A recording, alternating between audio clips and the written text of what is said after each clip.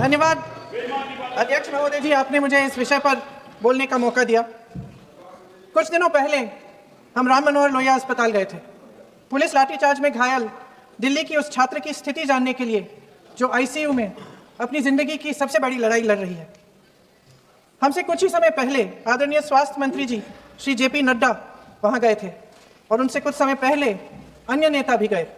जब तक हम वहां पहुंचे, उस लड़की की मां नेताओं के आने जाने से गुस्से में थी। सुन लीजिए, सुनिए, किसी की पीड़ा का मजाक नहीं उड़ाते। किसी कोई भी हो, किसी की पीड़ा का मजाक नहीं उड़ाते। आप संसद में बैठे हैं। जब तक हम वहां पहुंचे, उस लड़की की मां नेताओं के आने जाने से गुस्से में थी। किस लिए आए हो? उसने आईसीयू के दरवाजे के बाहर खड़े होकर हमें पूछा। हमारे सामने कांपते हुए हाथ जोड़े कहने लगी कि धन्यवाद, आप आए हैं, ठीक है, मगर मुझे किसी से नहीं मिलना, मुझे किसी से बात नहीं करनी। महोदय, उस मां की पीड़ा से उसका पूरा शरीर कांप रहा था, लेकिन उसने दृढ़ आवाज में कहा, सुबह से बड़े बड़े लोग यहां आ रहे हैं, एक के बाद एक वीडियो बना रहे हैं, वह भी आए जिन्होंने मेरी बेटी का ये हाल किया है। किस लिए? उसने हमसे पूछा, किस लिए? मेरी बेटी की बलि तो चढ़ गई है, लेकिन उसे कुछ भी हो जाए तो मैं उसके लिए अपने आप लड़ूंगी। मुझे किसी की मदद नहीं चाहिए, मैं अकेले लड़ लूंगी। महोदय, शायद मुझे यहाँ खड़े होकर सबके सामने ये बात नहीं कहनी चाहिए, मगर उस माँ की गुहार ने मुझे शर्मिंदा किया। उसके दिल के टूटने की वो आवाज़ जो अस्पताल की दीवारों से में गूंज रही थी, मेरे मन में अभी भी गूंज रही है। इसलिए उस माँ की इजाज़त लिए बिना मैं आपके द्वारा आदरणीय प्रधानमंत्री महोदय जी और आदरणीय गृह मंत्री महोदय जी से पूछना चाहती हूँ कि क्या ज़रूरत थी एक मासूम बच्ची पर इस तरह दमन करने की? क्या ज़रूरत थी उन छात्रों पर आंसू गैस चलवाने की, उन पर लाठियां बरसाने की, उन पर वाटर कैनन्स चलवाने की? क्या ज़रूरत थी उन नौजवान लड़कियों को जलील करते हुए उनके कपड़े फाड़ने की, उनको बेरहमी से गंदी तरह पिटवाने की? देश के युवाओं पर पैलेट गन्स और AK-47 चलवाने की क्या आवश्यकता थी? क्या वे आतंकवादी थे? क्या आतंकवादी हैं? टेररिस्ट हैं? हाँ, कांग्रेस बोल रही है। हाँ, कांग्रेस बोल रही है। जवाब दीजिए, जवाब दीजिए। कांग्रेस बोल रही है, जवाब मांग रही है, जवाब दीजिए। कौन जवाब देगा? कौन जवाब देगा? गृह मंत्री जी जवाब देंगे। किसने ऑर्डर दिया? किसने ऑर्डर दिया पैलेट गन्स चलाने के लिए? किसने ऑर्डर दिया? आपके माध्यम से मैं पूछती हूँ अध्यक्ष महोदय, किसने ऑर्डर दिया? प्रधानमंत्री जी ने दिया? गृह मंत्री जी ने दिया? जवाब देंगे? पूरा देश पूछ रहा है, सिर्फ कांग्रेस पार्टी नहीं पूछ रही है, पूरा देश पूछ रहा है। अध्यक्ष महोदय, देश के माता पिता पूछ रहे हैं, छात्र पूछ रहे हैं, अध्यापक पूछ रहे हैं, पूरा देश आज ये पूछ रहा है और आपकी जिम्मेदारी बनती है कि आप इस सवाल का जवाब दें। क्यों डरते हैं आप इस देश के नौजवानों से? क्यों डरते हैं आप इस देश की बुलंद आवाज से? और उस आवाज को दबाने का हक आपको किसने दिया है? महोदय, ये सदन यहाँ बैठे हुए सांसदों की जागीर नहीं है, ये इस देश की अमानत है। यहाँ बैठे हम सब इस देश की जनता, इस देश के युवाओं, बुजुर्गों, गरीबों, अमीरों और सब धर्मों, सब वर्गों के देशवासियों के सेवक हैं। हम उनके प्रतिनिधि हैं और ये सत्ता हमें उन्होंने ही दी है। इस देश का संविधान हमारी सराखों पे, इस देश का लोकतंत्र सर्वोपरि है, इसे ध्वस्त करना पाप है। यह करोड़ों जनता हमसे सिर्फ एक चीज मांगती है, जवाबदेही। इंग्लिश में इसे अकाउंटेबिलिटी कहते हैं। हमें सत्ता देकर, हमें यहाँ तक लाकर सिर्फ उसकी ये गुहार है कि जो हम करें उसकी भलाई के लिए करें, और अगर उनके साथ अन्याय हो तो हम उनके प्रति जवाबदेह बने और उन्हें न्याय दिलवाएं। पिछले दिनों हजारों बच्चे सड़क पर उतरे, उन्होंने अपनी पीड़ा व्यक्त की, गांधी जी के दिखाए हुए रास्ते पर अहिंसा और सत्य को अपने दिलों में रखते हुए, गाते मुस्कुराते हुए शांतिपूर्वक प्रदर्शन किया। लोकतंत्र के सबसे पवित्र सिद्धांत के तहत उन्होंने अपनी आवाज उठाने का अधिकार कायम किया। ये उस भारत के बच्चे हैं जो गाँव में रहते हैं, जो महानगरों में रहते हैं, जो छोटे कस्बों में, छोटे शहरों में रहते हैं, जहां माँ अपने गहने बेच देती है, पिता अपनी जमीन गिरवी रख देता है, एक परिवार अपनी पूरी जिंदगी की कमाई बच्चे के सपने पर खर्च देता है। और अब उन्हीं बच्चों को लगने लगा है कि आज इस देश में मेहनत से ज्यादा बेईमानी मायने रखती है, मेरिट से ज्यादा पैसा मायने रखता है। तब सिर्फ एक छात्र नहीं हारता, उम्मीद हारती है। इन परेशान बच्चों ने अपनी उम्मीदें आपसे साझा की। उनकी मांगे क्या थी?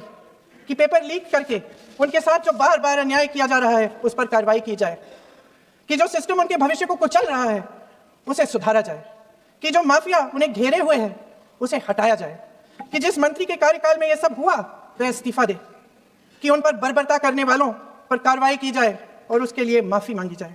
बस यही उनकी मांग थी ना, कि जो शिक्षा और स्वतंत्र अभिव्यक्ति का अधिकार उन्हें संविधान ने दिया है उसे कायम रखा जाए। महोदय, हमारे एजुकेशन सिस्टम में कुछ समय से बहुत खामियां भर चुकी हैं। बच्चों पे जो प्रेशर डाला जाता है उसकी वजह से सैकड़ों बच्चों ने आत्महत्या कर डाली है। उससे भी ज्यादा बच्चे डिप्रेशन में डूब रहे हैं। परिवारों पर बच्चों को पढ़ाने लिखाने के लिए घूस, capitation fees, tuition fees, coaching fees आदि के घिनौने दबाव हैं। लोन लेने पड़ते हैं, सामान बेचना पड़ता है और उसके बावजूद कोई गारंटी नहीं कि उनके बच्चों के भविष्य मजबूत बन पाएंगे, क्योंकि बेरोजगारी चरम पे है। इस सरकार ने रोजगार पैदा करने वाले सभी सेक्टर्स को लगातार कमजोर किया। एग्जामिनेशन सिस्टम खुद फेल हो गया है। पिछले दशक में 152 पेपर लीक हुए, 750 करोड़ छात्र प्रभावित हुए, मगर एक भी दोषी, एक भी माफिया को सजा नहीं। हमारे एजुकेशन में आरएसएस के प्रचारकों को भर भर कर उसे खोखला बना दिया है। जबरदस्ती एनटीए बनवाकर सिस्टम का केंद्रीकरण करके उसे और भी उलझा दिया। देश के कुल बजट में, हाँ जी जबरदस्ती, आपने अभी सुना तमिलनाडु के हमारे साथी क्या कह रहे थे। देश के कुल बजट में एजुकेशन बजट की हिस्सेदारी हर साल बढ़ाने की बजाय घटती जा रही है। 1.4 लाख करोड़ रुपया का पूरा बजट एजुकेशन बजट है और 1.32 लाख करोड़ सिर्फ नीट देने वाले 22 लाख बच्चों के परिवारों से हर साल खींचा जाता है। एक और शर्मनाक आंकड़ा भी है, 1.4 लाख करोड़ रुपया हमारा पूरा एजुकेशन बजट और 16 लाख करोड़ रुपए जो मौजूदा सरकार ने बड़े उद्योगपतियों के लोन माफ किए हैं। सोचिए कि इस सरकार की प्राथमिकताएं क्या है। सच ये है अध्यक्ष महोदय कि जिस तरह अस्पताल में उस छात्रा की मां का विश्वास पूरे सिस्टम से हट गया है, उसी तरह देश के युवाओं का भरोसा इस पूरे सिस्टम से टूट चुका है। और जब इस तरह देश के भविष्य हमारे युवा निराश होकर सरकार और सिस्टम से अपना भरोसा हटा देते हैं, तो उस भरोसे को फिर से बनाने के लिए सिस्टम के अंदर से जवाब नहीं ढूंढा जा सकता। उसके दायरे से बाहर निकलना पड़ता है, नए सिरे से ठोस प्रयास करने पड़ते हैं। अफसोस की बात यह है अध्यक्ष महोदय कि इतना हो जाने के बाद भी आदरणीय प्रधानमंत्री महोदय जी और उनके साथी इस सच्चाई को समझ नहीं पा रहे हैं। वे अभी भी ये सोच रहे हैं कि पीआर, नैरेटिव चेंज और पालतू मीडिया के सहारे एक बार फिर उनकी नैया पार हो जाएगी। परसों शिक्षा मंत्री जी ने शर्मनाक परिस्थितियों में अपना इस्तीफा दिया और कल यहीं मकर द्वार पर मेरे सत्ता पक्ष के सांसदों ने जिंदाबाद के नारे चिल्लाते हुए उनका संसद में ऐसे स्वागत किया जैसे मानो कोई सुपरस्टार पहुंच गए हैं। विडंबना देखिए महोदय, जब भूतपूर्व शिक्षा मंत्री को मुकुट पहनाया जा रहा था, स्वागत हो रहा था उनका, तब महाराष्ट्र में एक परिवार पेपर लीक पीड़ित अपनी बेटी की आत्महत्या का शोक मना रहा था। आपकी सरकार ने देश के करोड़ों छात्रों को क्या संदेश दिया? आपको किस बात का गौरव है, किस बात का अभिमान है? ये कौन सा अहंकार है? जहां आंखों में शर्म होनी चाहिए वहां बेशर्मी और स्वागत के नगाड़े बजाए रह रहे हैं। एक तरफ मातम है, दुख है, यहां फूल माला डाल रहे हैं। कोई आप पर कैसे यकीन करे? प्रधानमंत्री महोदय जी ने नया शिक्षा मंत्री चुना, एक ऐसे व्यक्ति को इस पद पर आसीन किया जिसने एक गर्भवती महिला के बलात्कारियों की रिहाई पर अपनी सहमति व्यक्त की, खुशी जताई। देश की करोड़ों लड़कियों को प्रधानमंत्री जी ने इससे क्या संदेश दिया? सर अखबारों में है सर जो प्रहलाद जोशी जी ने बिल्किस बानो के बलात्कारियों की रिहाई पर जो बयान दिए उसका प्रमाण मैं आपको दे दूंगी, मैं भेज दूंगी, मैं ऑथेंटिकेट करूंगा। Sir here is a newspaper article.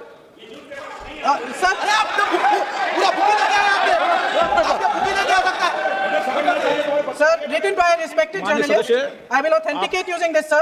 माननीय सदस्य प्लीज इसको छोड़ दें।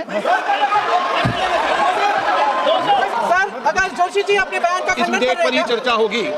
आप इस बयान का खंडन कर रहे हैं? माननीय सदस्य, मैं आपसे फिर आग्रह कर रहा हूं, इस सदन में इस विधेयक पर ही चर्चा होगी, फिर भी नो, ये विधेयक का विषय नहीं है। आप नो, आप बोलो तो विधेयक पर बोलो, ये मेरी अपेक्षा आपसे। प्लीज छोड़िए, इस विषय को छोड़िए। आज हम सदन पटल पर एक ऐसे विधेयक में संशोधन पर डिबेट कर रहे हैं जो 2024 में पारित हो चुका था, और इसमें मुख्य संशोधन यही है कि पेपर लीक के अन्य अपराधों के लिए सजा बढ़ाई जाएगी।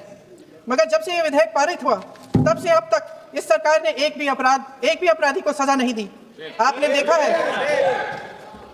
देखा है कि कल और परसों से फेस रिकॉग्निशन द्वारा प्रदर्शन करने वाले बच्चों के नाम और पते सार्वजनिक किए जा रहे हैं, मगर यही काम पेपर लीक करने वाले अपराधियों के लिए अभी तक नहीं किया गया।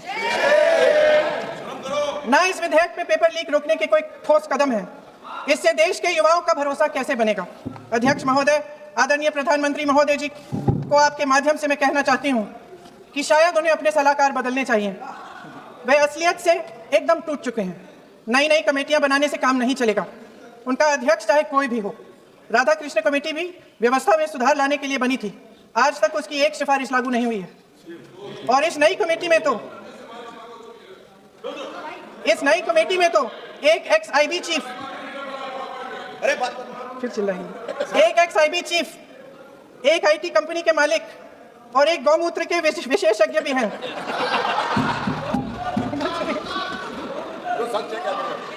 इन्हें शिक्षा के बारे में क्या पता जी? सच है। आप आज मेरे से नाराज हो रहे हैं? मन मुस्कुरा लीजिए। तो आपने भी चुनाव लड़ा।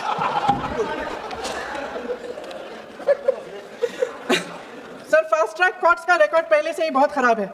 वैसे भी कल की सुनवाई में सीबीआई का वकील पेश ही नहीं हुआ। संसद में विपक्ष को दोषी ठहराने से, खोखले राजनीतिक खेल खेलने से काम नहीं चलेगा। आप जेन जी का भरोसा वापस जीतना चाहते हैं तो नए नए एंगल से, अपने फोन से नए नए वीडियो बनाने से नहीं होगा। प्रधानमंत्री जी को कैमरे का एंगल नहीं, दिल का एंगल बदलना पड़ेगा। ये जनरेशन जागरूक है, समझता है, झूठ पहचानने की उसकी अपार क्षमता है। इनका दिल और दिमाग जीतने के लिए आपको सच्चाई पर उतरना पड़ेगा। आपके शासन के चलते इस नौजवान पीढ़ी के साथ घोर अन्याय हुआ है, बर्बरता हुई है। इस सच्चाई को स्वीकार करिए। अपनी जिम्मेदारी से पीछे हटने से काम नहीं चलेगा। आदरणीय प्रधानमंत्री महोदय जी, आपको जिम्मेदारी लेनी पड़ेगी, ठोस कदम उठाने पड़ेंगे। शिक्षा विशेषज्ञों को इकट्ठा कीजिए, छात्रों, अध्यापकों, सभी स्टेक होल्डर्स को साथ लेकर, अन्य विचारधाराओं के थॉट लीडर्स के साथ गहरी चर्चाएं करवाकर एक नई शिक्षा प्रणाली तैयार कीजिए। मौजूदा नेशनल एजुकेशन पॉलिसी में 8 महीने तो एग्जाम चलते हैं, अध्यापकों को पढ़ाने का समय नहीं मिलता। सिर्फ आरएसएस के लोगों से भरने की बजाय सिस्टम को शिक्षित, एजुकेटेड, उन्नत और उदार दृष्टिकोण के लोगों से भी भरिए, जिनकी योग्यता सिर्फ उनकी विचारधारा न हो।